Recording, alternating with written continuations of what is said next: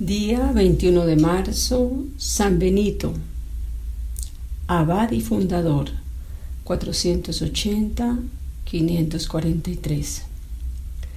Santa Brígida, en sus revelaciones, habla del patriarca de los monjes de Occidente en estos términos: San Benito hubiera podido santificarse en el mundo, pero el Señor lo llamó a la cima del monte para que con su ejemplo se animaran otros a abrazar la perfección. La providencia adjuntó a San Benito numerosos compañeros para que formasen un hogar. El santo les trazó tal regla de vida que pudiera guiar adecuadamente a cada uno por el camino de la santidad según la propia disposición. Ora fuese confesor, ora ermitaño, ora doctor y aún mártir, de suerte que al observarla con fidelidad, numerosos monjes alcanzaron la perfección de su padre fundador. Benito, cuyo nombre significa bendecido o bendito, nació hacia el año 480 en la ciudad de Nurcia, situada en el centro de Italia.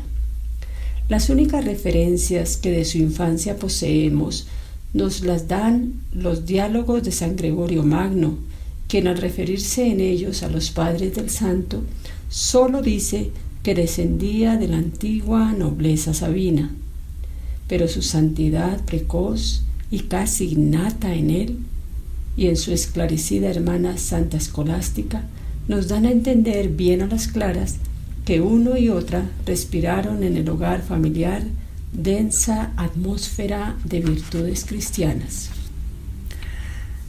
Hacia el año 497, Benito, gallardo y bien apuesto joven de 17 años, fue a terminar los estudios a Roma.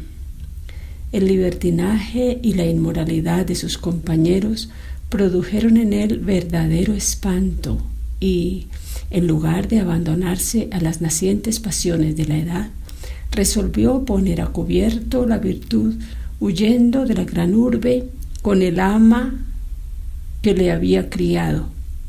Pusieron en práctica su proyecto y a instancias de algunos habitantes, ambos se detuvieron en Enfide, hacia las colinas de Tibur, y allí habrían fijado definitivamente su morada, si la reputación de santidad de Benito, que le ganara el milagro que hizo con una criba rota e instantáneamente reparada en virtud de una fervorosa plegaria, no hubiera determinado al estudiante a adentrarse solo en la espesura de un monte.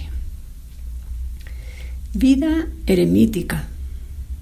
Al llegar al desierto de Subiaco, a 50 millas del sureste de Roma, el joven encontró un cenobita llamado Román, cuyo monasterio estaba situado en la cúspide del monte Taleo. El aspirante a la vida eremítica manifestó bajo secreto a aquel religioso varón sus deseos de perfección. El monje juró guardárselo y le indicó en las abruptas laderas de la roca una gruta inaccesible en la que penetró con ánimo resuelto. Desde el fondo de ésta solo se veía el cielo. En determinados días, desde lo alto del peñasco, le bajaba su maestro un pan colgado de una cuerda. Al toque de campanilla advertía Román a Benito que era llegado el momento de dejar la oración y de tomar el frugal alimento. 3 años permaneció el joven recluido en aquel retiro, hasta que unos pastores lo descubrieron, tomándolo al pronto por bestia montaraz, pero oyéndole hablar, reconocieron en él a un gran siervo de Dios y escucharon dócilmente sus instrucciones. Satanás quiso aniquilar desde los comienzos la acción sobrenatural de aquel a quien miraba ya como temible adversario. Tomando, pues, la apariencia de un mirlo, se puso a revolotear tan cerca de él que para lanzar al importuno volátil el solitario tuvo que acudir a la señal de la cruz. Vencido ya por este medio, representóle con toda viveza la imagen de una joven a quien había tratado en Roma, y surgió en el acto la sugestión diabólica. Estoy bien cierto de que debo continuar llevando un género de vida que tan por encima de las fuerzas de la naturaleza está. Pero en esta lucha que le redujo a terrible congoja, la gracia divina intervino oportunamente, y a su impulso el santo se lanzó a unas zarzas de espinas que había en las cercanías de la gruta y se revolcó en ellas, desgarrando su cuerpo lastimosamente, hasta que el dolor ahogó en él la rebeldía de los sentidos. Desde aquel momento nunca más los ardores de la concupiscencia hicieron mella en él. Murió el abad de Vicovaro, cuyos solitarios fueron a suplicar al ermitaño de Subiaco que tomara el cargo que quedaba vacante. Aunque resistió al principio, consintió al fin y se fue con ellos. Empero, el gobierno del santo les pareció pronto demasiado austero, y llegó a tal punto su descontento que para librarse de él envenenaron el vino. Pero Dios velaba por su siervo. Antes de beberlo, el piadoso ermitaño lo bendijo según costumbre, y al instante el vaso se hizo pedazos en sus manos. Dios os perdone, hermanos, dijo el abad levantándose de la mesa, por lo que habéis querido hacer. No os había dicho de antemano, cuando a toda fuerza quisisteis hacerme vuestro superior, que entre mi vida y la vuestra no habría armonía. Buscad a otro padre que os convenga, porque yo no viviré más con vosotros. Y se volvió a su amada soledad de Subíaco. Subíaco, escuela de vida. La reputación de santidad de Benito se había extendido por toda la comarca. Las familias de la alta aristocracia acudían a él para consultarle. El noble Equicio le confió a su hijo Mauro para que lo educara y dirigiera, y el patricio Tértulo hizo otro tanto con su pequeñuelo Plácido, niño de corta edad. Pronto concurrieron discípulos de todas partes. Así fue iniciándose y desenvolviéndose la llamada Escuela de Vida de Subíaco, que comprendía los 12 monasterios esparcidos en las fragosidades de aquellas rocas, integrados por 12 monjes, cada uno con un abad al frente. Benito desempeñaba el cargo de abad general, ya que por sus manos había pasado la formación religiosa de cada uno de los monjes. Reservóse además el derecho de continuarla con los nuevos aspirantes que ingresaban en sus monasterios. Entre esos conventos había 3 instalados en las partes más altas de aquellas rocas áridas. Los monjes que los habitaban veíanse obligados a bajar por agua al lago que había en el fondo del barranco, teniendo que seguir una bajada muy peligrosa a causa de lo resbaladizo de la pendiente. Al cabo de algún tiempo se cansaron de los esfuerzos que esa labor suponía. «Padre», dijeron a Benito, «¿no podríamos construir nuestra vivienda en un lugar más cómodo? Es muy penoso subir el agua cada día». Benito los consoló paternalmente y les dijo que pensaría en ello. A la noche siguiente, tomó consigo a Plácido y escaló silenciosamente la montaña. Detúvose al llegar cerca a los monasterios de aquella cima, arrodillóse sobre la dura roca y oró largo rato. Luego señaló con 3 piedras el lugar preciso en que había estado orando y bajó a su monasterio. Al otro día acudieron los hermanos a saber su decisión. «Volved», les dijo, «a vuestros monasterios, hasta un sitio en que veréis 3 piedras puestas sobre otras y cavad allí un poco. El Dios poderosísimo a quien servimos podría escucharos haciendo brotar el agua que tanto necesitáis». Con absoluta y pronta obediencia, los monjes tomaron el sendero que conducía al lugar indicado y que se hallaba a las puertas mismas de sus monasterios.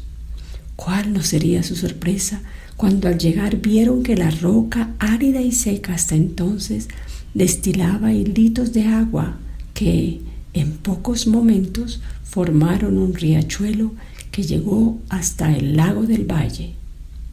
Aconteció que por aquel entonces Italia se hallaba en poder de los godos. Uno de aquellos bárbaros, hombre de extraordinaria talla y robustez, pero sin letras, se había convertido y fuese a solicitar el honor de servir a Dios entre los monjes. Benito lo recibió con gran bondad y lo destinó a ocupaciones en armonía con sus aptitudes.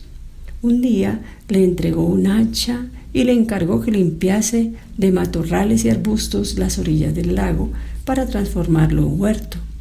Se puso al instante a la obra con ardor y tan recios hachazos daba que acabó por saltar el hacha, que saliéndose del mango fue a parar al lago, precisamente a uno de los lugares más profundos, por lo que era imposible sacarla. Grandemente apenado, el pobre novicio fue a contar su desventura a Mauro, que era el discípulo predilecto y brazo derecho de Benito, pidiéndole que le impusiera una penitencia. Mauro contó el caso a su santo maestro. Este, al oírlo, dirigióse al lugar del accidente, tomó el mango del hacha, sumergió la punta en las aguas y al instante vióse que el hierro subía y que por sí mismo se metía en el mango. El godo, que contemplaba estupefacto lo que pasaba, recibió el instrumento de manos de Benito, quien le dijo paternalmente: «Sigue trabajando, hijo, y cesa ya de estar triste». Otro milagro conmovedor tuvo lugar por aquellos días en Subíaco. Una vez que había ido Plácido a llenar un cántaro al lago, perdió el equilibrio y cayóse al agua. Benito, que se hallaba en su celda, sintió una voz interior que le advertía de lo que sucedía.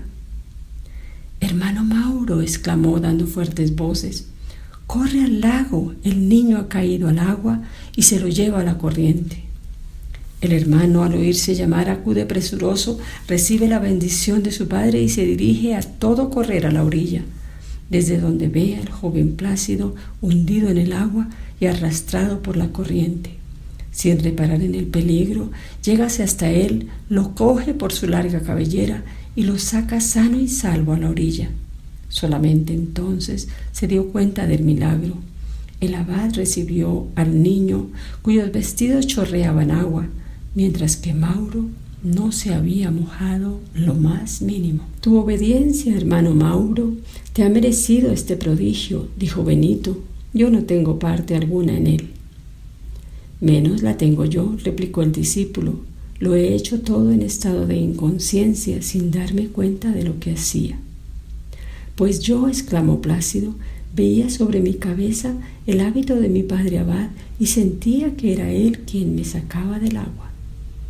Para apagar el fulgor de aquella verdadera escuela de vida de Subíaco, Satanás suscitó el odio de un acólito suyo, llamado Florencio, que habitaba en el valle. El desventurado envió un pan emponzoñado a Benito, quien al recibirlo, aunque entendió lo que había en él, sin más alteración ordenó con naturalidad a un cuervo que fuera a arrojar aquel presente homicida a un lugar inaccesible. Viendo Florencio que no podía matar los cuerpos, trató de perder las almas.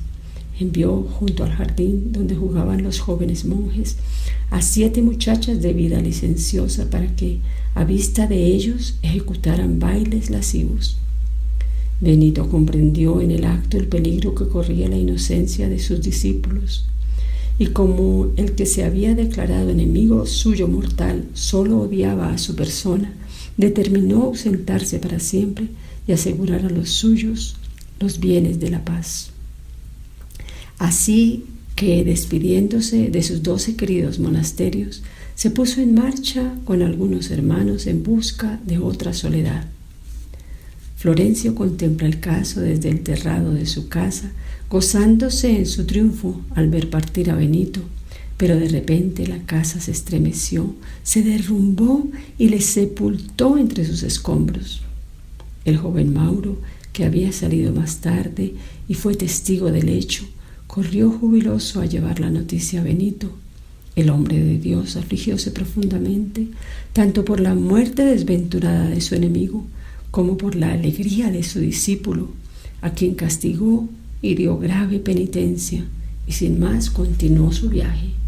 Benito había pasado en Subiaco, según la tradición, cerca de 30 años. Monte Cassino, luchas contra Satanás.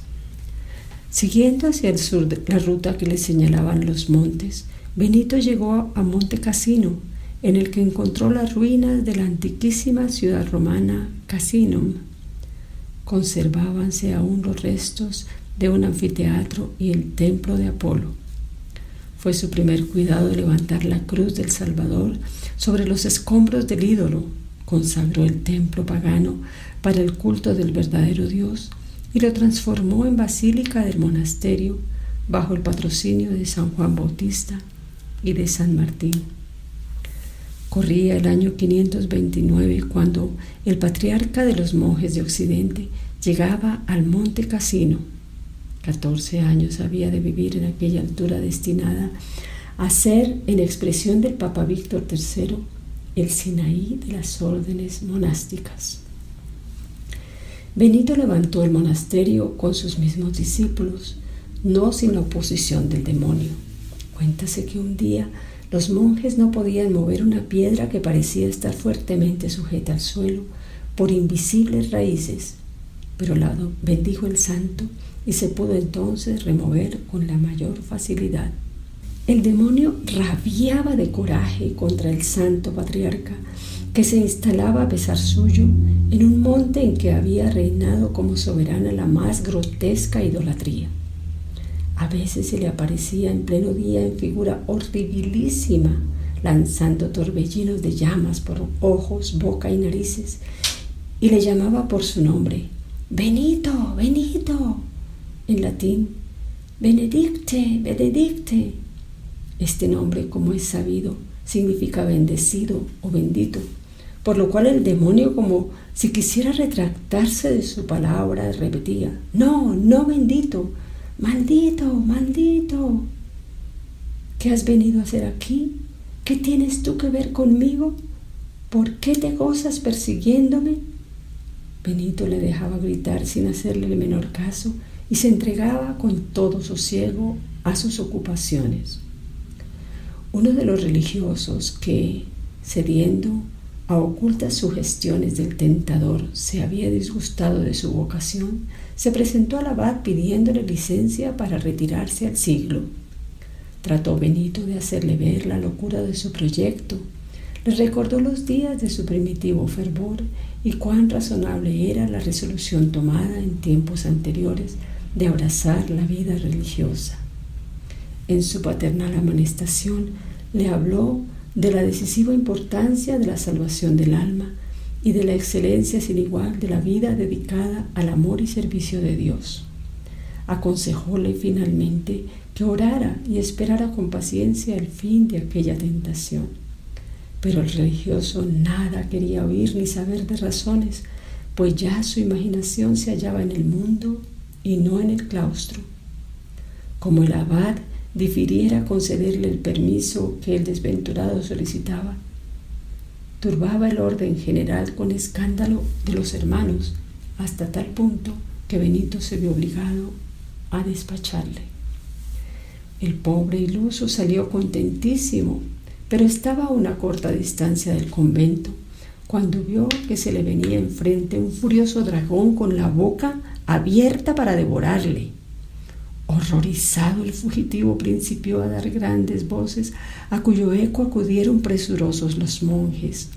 Estos le hallaron temblando de pies a cabeza y, compadecidos de él, le volvieron al monasterio. El pobre apóstata, que se daba perfecta cuenta del peligro que había corrido, prometió ser fiel a su vocación y mantuvo íntegra su palabra, profesando toda su vida vivísima gratitud al santo abad. a cuyas oraciones se reconocía deudor de la gracia que le había obtenido de ver al dragón infernal que quería devorarle. Resurrección obrada por San Benito. Un día Benito había salido al campo a trabajar con sus hermanos. Entretanto, cierto campesino, embargado por el dolor, llegó al monasterio con el cadáver de su hijo en los brazos, preguntando por el padre Benito. Al decirle que el abad estaba trabajando en el campo, el infortunado padre dejó el cuerpo del hijo tendido delante de la puerta y se fue precipitadamente en busca del santo. Dio con él en los precisos momentos en que volvía del trabajo y, sin más preámbulo, exclamó: «Padre, devuélvame a mi hijo». «¿Pero soy yo quien te lo he quitado?», dijo el monje. «Ha muerto, venga enseguida a resucitarlo», insistió con viveza el pobre padre. «Vamos, hombre, eso no es asunto nuestro. Lo que tú pides es cosa de los santos apóstoles», le respondió Benito con aparente brusquedad. «¿Cómo quieres tú imponernos lo que está sobre nuestras fuerzas?». El campesino, entre tanto, reiteraba, embargado por el dolor, que no se iría mientras el santo no le resucitase al hijo. «¿Dónde está el muerto?», preguntó el abad. «Ahí tiene usted su cuerpo a la entrada del monasterio», le contestó el padre entre suspiros. Llegado a él Benito con todos los religiosos, se puso en oración y luego se extendió sobre el cadáver, como en otro tiempo San Pablo cuando resucitó a Eutiquio. Poniéndose después en pie y elevando al cielo los brazos, exclamó: «Señor, no mires mis pecados, sino la fe de este hombre, y devuelve a este cuerpo el alma que le has quitado». Apenas hubo terminado esta oración, un fuerte temblor se apoderó del cadáver. Benito tomó al niño por la mano y lo devolvió a su padre, rebosante de vida y salud. Totila y San Benito. El rey godo Totila habíase apoderado de casi toda Italia, desde el norte hasta Nápoles. Como oyera hablar del abad de Monte Cassino en tonos ponderativos y particularmente de su espíritu profético, quiso probar la verdad de lo que se decía y al efecto hizo que su escudero Rigo se vistiera de las insignias reales y así disfrazado le envió con brillante séquito de oficiales al Monte Cassino.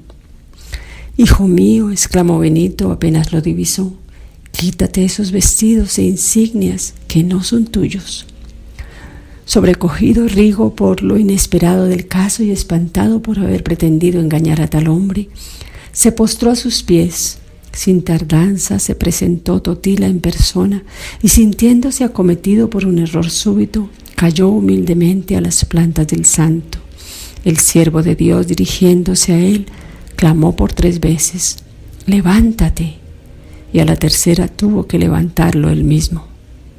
«Muchas malas obras haces», le dijo Benito, «muchas malas obras has hecho. Cesa ya en la maldad. Tornarás a Roma, pasarás el mar, vivirás 9 años y al 10º morirás». El rey, con muestras de visible espanto, se encomendó a sus oraciones y desde aquel instante se mostró menos cruel.